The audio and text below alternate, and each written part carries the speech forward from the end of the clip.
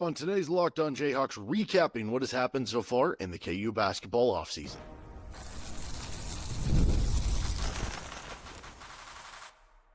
You are Locked On Jayhawks, your daily podcast on the Kansas Jayhawks.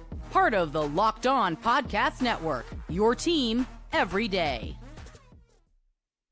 What is happening? Derek Johnson here. This is Locked On Jayhawks. Thanks for making it your first listen every day, and thank you for an everydayer catching each and every episode of the show, whether it's anywhere free and available you find your podcast, or on our YouTube page where you can like and subscribe to the show. And on today's edition of LOJ, we are recapping the KU basketball offseason. Who have they added? Where have they swung and missed? I guess would be the right way of saying that.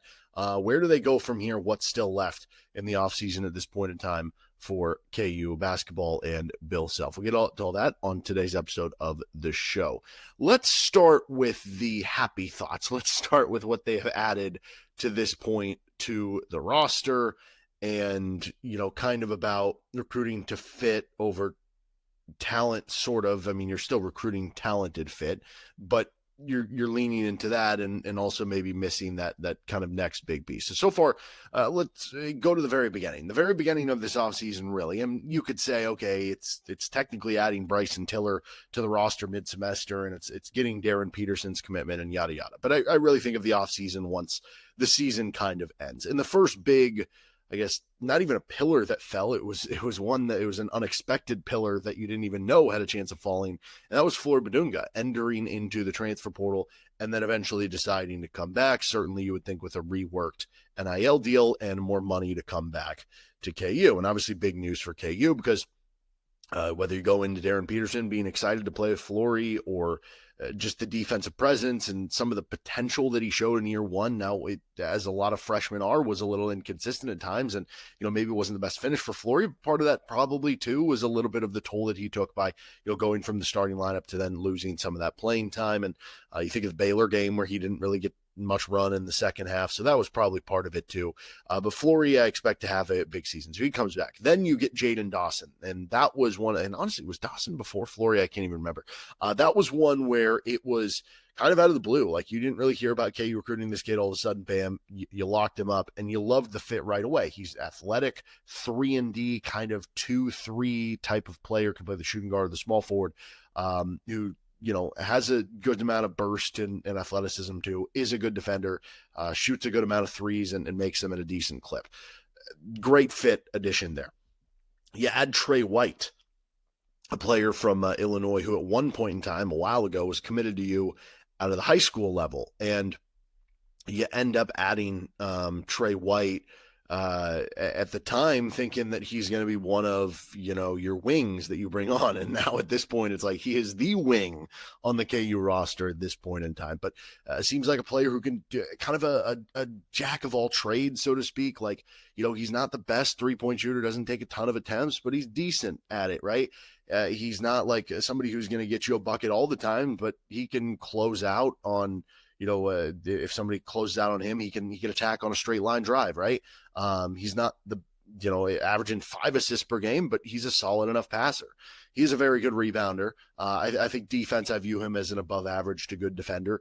But, he's just somebody that's going to do a lot of good things for Kansas that I think is going to make him a winning player and make him a strong addition for KU. And then you had Melvin Council, and that's the one that everybody's loving because of the dog food stuff. And, if you ain't a dog, you dog food. I think that's the saying there. And he's somebody who seems to be a very good defender, seems to be a very good competitor, probably going to push a lot of the other players on the team.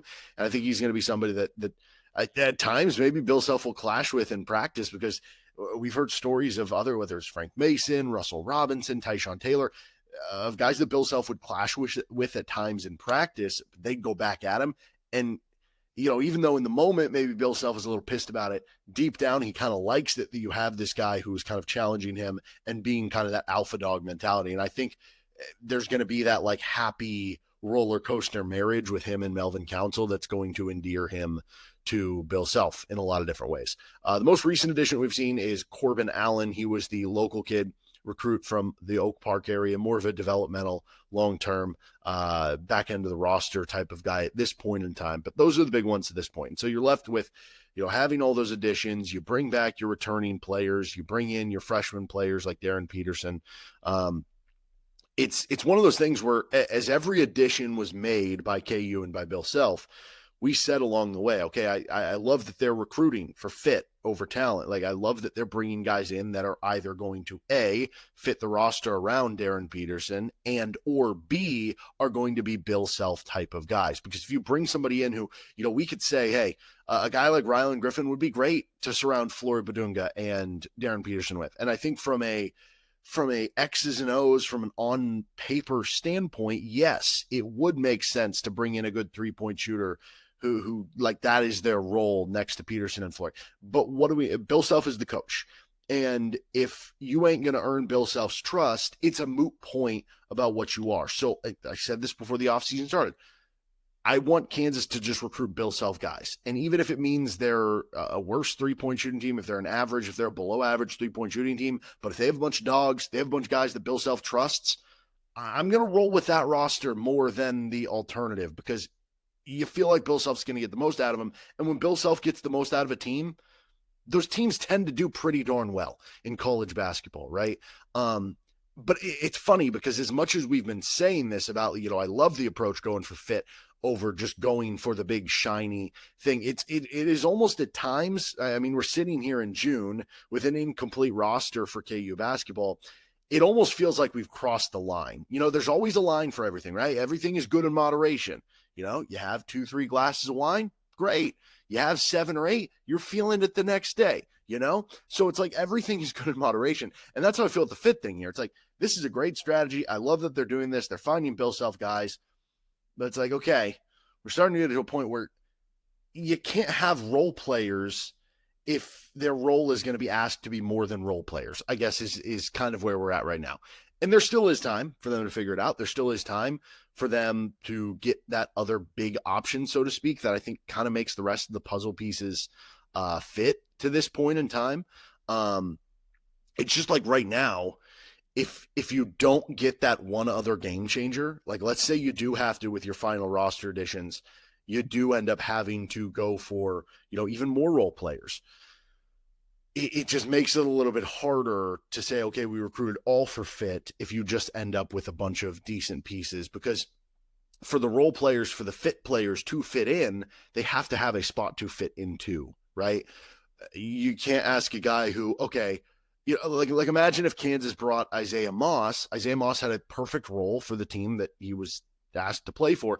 But imagine if instead it was a different roster and Isaiah Moss was brought on with the idea that, hey, can you be what Zeke Mayo was last year for Kansas? Maybe that is the good example last year.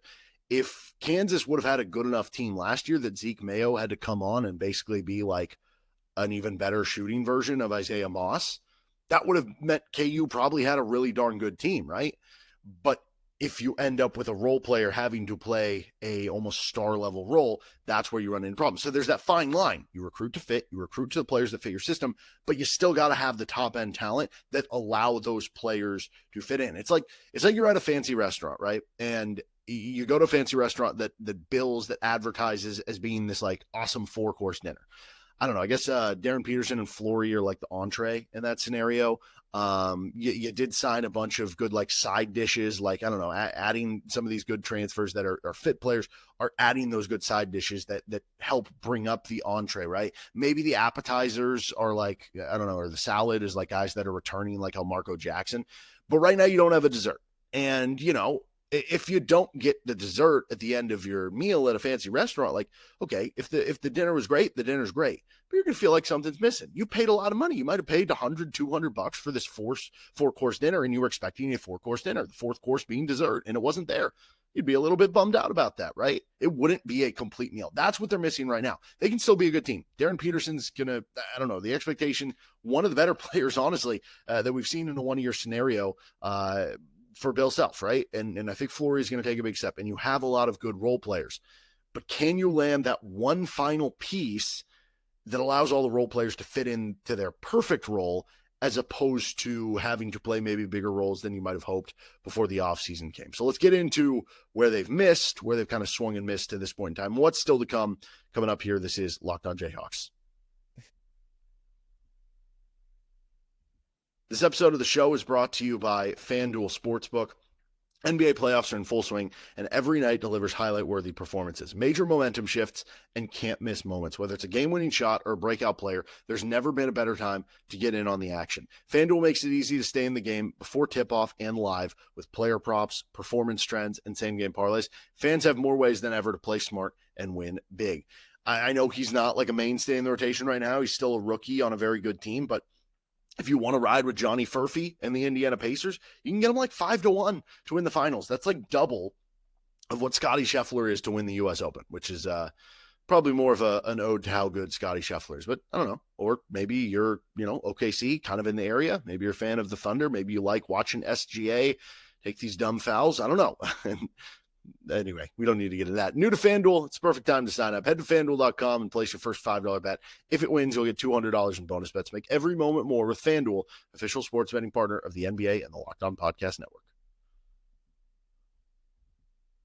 Thanks for joining us on this episode of LOJ. Don't forget you make Locked On College Football or Locked On College Basketball your second listen every day. So I think to this point in time, it's odd because certainly it's always going to be what have you done for me lately? And a lot of times, like unfairly, I think fans in general are very short-sighted with their thinking. And a lot of times, and this doesn't mean all can't, but a lot of times you see this just fans of any sport, any team, whatever, that you forget like something that happened a year ago, especially from like the national scene. So point being, like, don't forget that we wanted this. We wanted Kansas to recruit more to fit more to their guys. Now, again, there is in moderation, and you'd like them to have landed that other big piece to make all these other things make even more sense.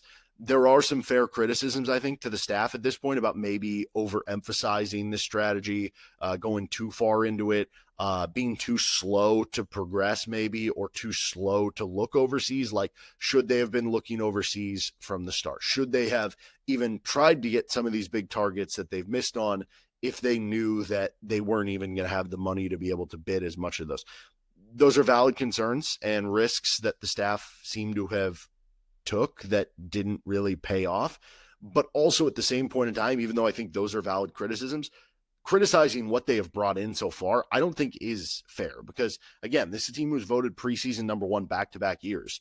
Why would they not learn a lesson and not go for the shiny object, AJ Storr, Ryland Griffin, Hunter Dickinson? Why wouldn't they go for more fit pieces, especially when you have Darryn Peterson coming in, who Bill Self continues to talk up like he is going to be an All-American level player right off the bat for Kansas? So it's one of those things where it's like, to me, I still overall like what the offseason has been, especially knowing in the back of my head, like, they're not just going to roll out with 10 players. I would be shocked if they roll out the season with 10 players or even 11 players. They're probably going to add some more players, right? And so, yeah, maybe it's not an A off season depending on how this finishes. But I still think it's going to get a passing grade. And you still do have a chance to get an A off season, to be clear, based on how you do add from here. And I have liked some of the fits. But there have been a lot of swings and misses. And I think part of that, too, has made it feel worse for fans. This was almost like KU football's recruiting class last year. I think in the end, like in the class of 2025 for KU football, people feel, content with it. Maybe it could have been even better. It wasn't quite up to the class of 2024. It's not quite up to what they're doing right now in the class of 2026, but it still ended up being, especially by Kansas standards of their past recruiting classes, a good recruiting class overall compared to other ones that the Jayhawks football team has brought in. And that's kind of where we're at right now with this KU basketball offseason, it feels like to me, where it's like, you're almost better off not being in a recruitment sometimes, just from like the fan. Again, this is not how you want to approach things. You have to be willing to put yourself out there to be able to get these things done. And sometimes it doesn't go your way. Sometimes you're hot and a bunch of them go your way, right?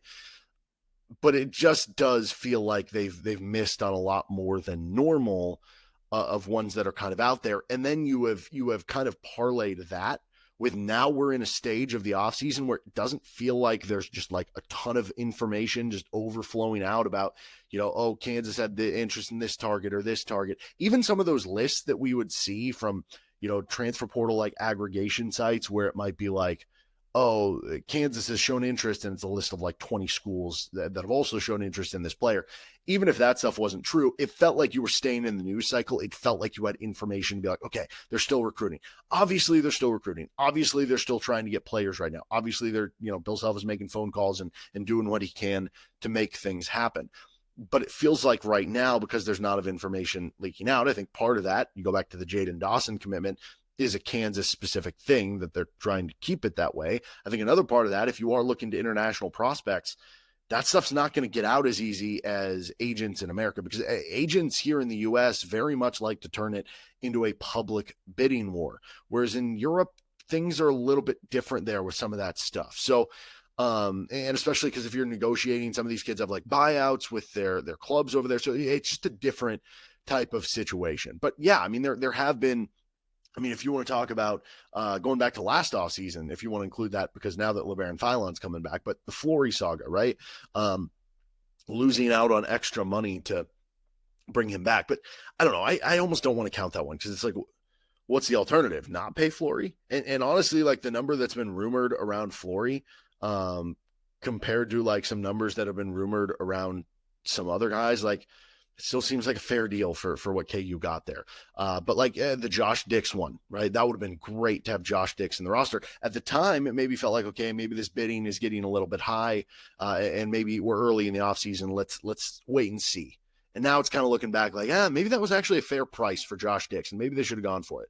Not going harder for a couple players, Donovan Dent and Keyshawn Hall. Those are ones where, again, looking back, it's like, yeah, again, I'm trying to remember the numbers that were floated around. Like when Dent committed to UCLA, it was like 2 or 3, I want to say. I could be off on that, which at the time it seemed incredibly high. But now with more and more numbers seemingly coming out, like Rob Wright getting whatever the rumored number was, around 3.5 or something from BYU. It's like, oh, I could have had Donovan Dent for even less than that, right? It's almost like a misjudging of the market in some ways where, then we eventually lead up to some of these recent ones with Dame Sarr, which that one seems more about he just wanted to go to Duke all the way along and was playing along these other schools. And then Darrion Williams, which that one, the myriad of different things that might have gone into why he did or did not pick Kansas. Going back to the idea of not being more ahead of schedule with some of these European prospects, it has felt like you've swung and missed even more. And part of that too is probably also that you didn't get that big commitment in tow from a transfer. And like, okay, think about this too. If Darryn Peterson, because a lot of the other big time freshmen, like one and done recruits that Bill Self has landed have been spring commitments. Andrew Wiggins was a spring commitment. Josh Jackson was a spring commitment. You think of a lot of these guys. Shaq Diallo, obviously that one didn't work, but at the time it was a big deal that they got him as a spring commitment. A lot of these, like the best players KU has had, as far as these spring additions, even if you want to talk some of the big transfer portal splashes like Hunter Dickinson, that was a huge deal when they got him. These were spring additions for KU. If Darryn Peterson would have picked Kansas in the spring, everybody would be feeling a lot differently about the offseason right now, because again, we have a bad time compartmentalizing like when things happen, and it really is, what have you done for me lately, in a lot of different ways. I continue to think that this team is going to be good. They're going to be better than last year. Now, do I think they're one of the, 8 best teams in the country right now? No, I probably don't, but I keep going back in my mind to that 2009 team, the team who was after the title winning team, when you had Sharon Collins, All-American guard, Cole Aldridge, who was a all Big 12, all defensive center. And I kind of look at it and I go, okay, I know that's very high standards, 2 guys that have their jerseys hanging in the rafters at Allen Fieldhouse, but like, can Darryn Peterson be an All-American like Sharon was? Yeah, seems like it. Can Flory be a, rebounding and defensive presence and have at least a little bit on the offensive end of being efficient like Cole was? Yeah. And then you have kind of a bunch of either young players there or role players around it. I don't know. That team got a 3 seed. They won the Big 12. Now, they didn't have to deal with like what Houston is now in the Big 12, and Blake Griffin was injured when they played him that year and stuff and yada, yada. But like, point being, I right now, my money would be on like Kansas getting a 3 or 4 seed. And that's not a bad place to be, considering that you still got some spots left in the offseason. So what's to come for KU? We'll discuss that next. Okay, what's left for KU basketball? And thank you for joining us here on Locked On Jayhawks in the offseason. Again, the longer we do wait, the more you do get restless, the more you start to fear what's going to happen here. Are they really not going to add another difference maker? And maybe they won't. Maybe they won't add another difference maker if we're talking about it from the sense of what Darian Williams or Dame Sarr could have possibly been. Or you go back to the quote that Bill Self gave CJ Moore of The Athletic, wanting somebody who, could get them 14 or 15 a night. Maybe that isn't possible anymore, but can you get somebody else who gets you 10 to 12 a night at the very least, where it's like they are at least starter level good, right? Because that would still be a big addition to helping kind of fill everything out. And right now, the way I view it, you kind of have like 2.5 rotation spots. It's not just that you have 3 scholarships, it's that you have like 2.5 rotation spots to fill. So it really is an incomplete project to look at what this Kansas team is right now, right? I mean, if you think about it this way, okay? Obviously, Darryn Peterson, and then your litany of guards with him, right? With the additions of Melvin Council and Jayden Dawson, you have Marco Jackson coming back. Like those 4, I feel like, okay, they're going to be, part of the rotation. You look at the wing, Trey White, obviously part of the rotation. Flory Bidunga, starting center, boom, part of the rotation. That's 6. And then you look at it and you're like, okay, who's going to be your backup big? Okay, that would be a rotation spot. Who's going to be that Diggy Coit, Jalen Coleman-Lands role? That would be that half a rotation spot where it just kind of depends on the given night. And then the other one is like, who's going to be your other wing / 4-man, hypothetically. Like Trey White might be the 4, so maybe it's just another guard wing type, like a Jayden Dawson. I don't know, whatever, right? And maybe Bryson Tiller fills that spot, but there's a chance that KU brings in a big man who's part of the rotation, that they bring in a guard who can score and be that Diggy Coit, Jalen Coleman-Lands role. And maybe then the last edition would be more, developmental or another backup big, even further your kind of depth and bodies you have there. Or maybe it would be another wing, right? So there's a chance you could be getting 1.5, 2.5 rotation players still to come in the portal. So it is incomplete to look at it right now. But yeah, the longer we go, the more it does become a little bit of, okay, maybe we lower our expectations. Like maybe, it isn't somebody again who's going to give you 14 or 15 a night. And yeah, that would be unfortunate. And maybe that would be the difference if you added somebody like that, of thinking this Kansas team is one of the 5, 6, 7, 8 best teams in the country, versus if you do add somebody who you think can get 10 or 12 a night, maybe you're just thinking, oh, okay, I think they're one of the 12 best teams in the country. Is there that big of a difference there though? I don't know. I still continue to bank on the fact that, like, what if Darryn Peterson's just the best player in the country? And like, I know things haven't gone well for Kansas and Bill Self the last couple of seasons. Bill Self's still probably the most accomplished coach active in college basketball right now. And so if you do have the most accomplished coach in college basketball and what could end up being the best player in college basketball, that's going to win you a lot of games. So 3 scholarships left for KU. The other part of this is like, do you pivot at this point in time? And there are some interesting wings that are available from the international ranks and in Europe, but is their price tag going to be too much to bring over? Because again, keep in mind, you're not just paying their NIL dollar to come over. You also do have to pay that buyout with the club that they're on. And that could differ depending on, what club you're kind of looking to, right? So that's where it becomes even more difficult, where it's like, okay, maybe you can't afford one of those big names like we've been talking about some of these guys. And so do you pivot? Do you think about, bringing in a big man where you're going to play 5 to 10 minutes a night of Flory at the 4, big man at the 5? Now, that would kind of stretch your big man depth thin. You would probably have to bring it, like, if you have 3 scholarships left, if that's the pivot you decide to make, 2 of those 3 are going to have to go to big men. Because if you play 5 to 10 minutes of Flory, I guess I say that, and they started the 2 big lineup of Flory and Hunter, even with KJ out this past year, and they didn't have the big man depth behind it. So maybe that is the pivot. Maybe they just say, hey, we can get a little more bang for our buck with bringing in a big man, and then we're going to bring in another big man beside. Like maybe you bring in an international big man and you bring in Suemnick, who we talked about from Oklahoma State, or something, just, that sort of path. And then you bring in, I love me some Bugs, the third from the sharpshooter in the transfer portal. I think he's still available. I don't know. Maybe you do that and you just go for shooting and then big man, and then you commit to playing two big basketball for 10, 15 minutes a game.